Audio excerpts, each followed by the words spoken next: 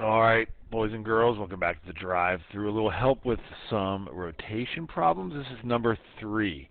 So we have a sling being rotated at a rate of 100 revolutions per minute. Okay? Alright, what will be the length of the sling? I think that's like insinuating the radius, right? That's what I'm going to assume.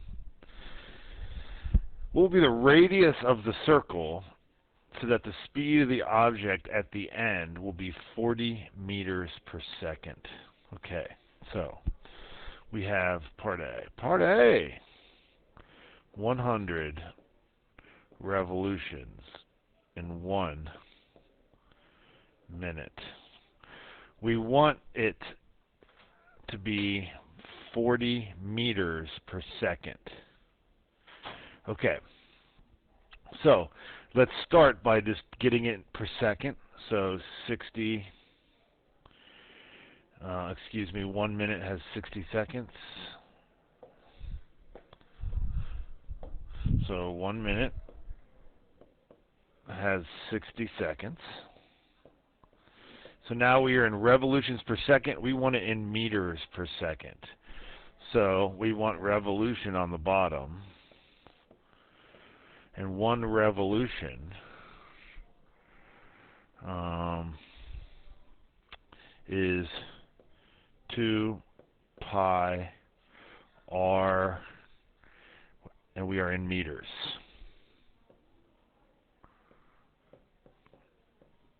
Okay? Does that make sense so far? R is the radius in meters. Now, if I cancel this, I now have meters per second. Okay?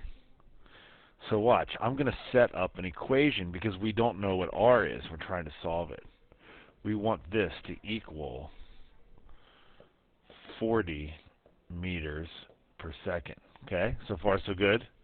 Now watch. Can you please do 100? If I were you, Marissa, I'd do all the top and then divide by all the numbers on the bottom. So do 100 times 2 times pi. And forget about pi. So that's just 200 pi times r divided by 60. I guess I didn't need you to do that. I'm sorry. Equals 40. Okay, now look. Both of these are in meters per second. So for the time being, just don't worry about them. Okay? R is going to be in meters. That's what we want. So multiply both sides by 60, and you get 200 pi times R is 240. So R should be 240 divided by 200 pi. And keep in mind, that's in meters, so it's going to be a decimal, but that's okay. Oh, it sure is. 2,400. Okay, so it is going to be above the number 1. So 2,400. Now do divided by 200 equals, and then divide that by pi. Divide by pi equals, and you'll get what? No, don't estimate it to that. 3.819 meters. Right? Is that what it says? Did you say 2? Well, yeah, because I was thinking 0.8. Oh, 82. I'd be okay with that. 3.819 meters. Do you think that's correct? That would be the radius. That's the length of the radius, so that if we want this thing to be going 40 meters per second, then we would need our radius to be 3.819 meters long. Does that make sense? All right, if the sling is 1 meter long, how fast will the object be at the end be traveling? So now, if I could just save time, go back to this. This is why it's good to write out your work. And what are we going to do? We no longer care about this 40. We're no longer solving something. They're asking us, what will the speed be if R is 1? So just plug it in. So now I do need you to do this in your calculator. 100 times 2 times pi equals, and then divide by 60. I didn't multiply by 1 because it's multiplied by 1. And what do you get?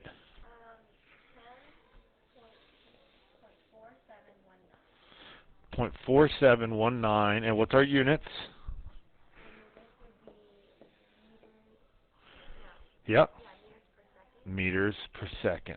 So look, this should make total sense.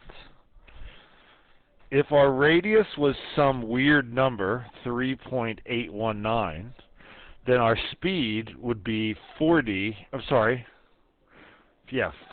meters per second. But if our radius was smaller, it was only 1, then our speed would be 10.4 meters per second. So notice that I think it's like a linear relationship.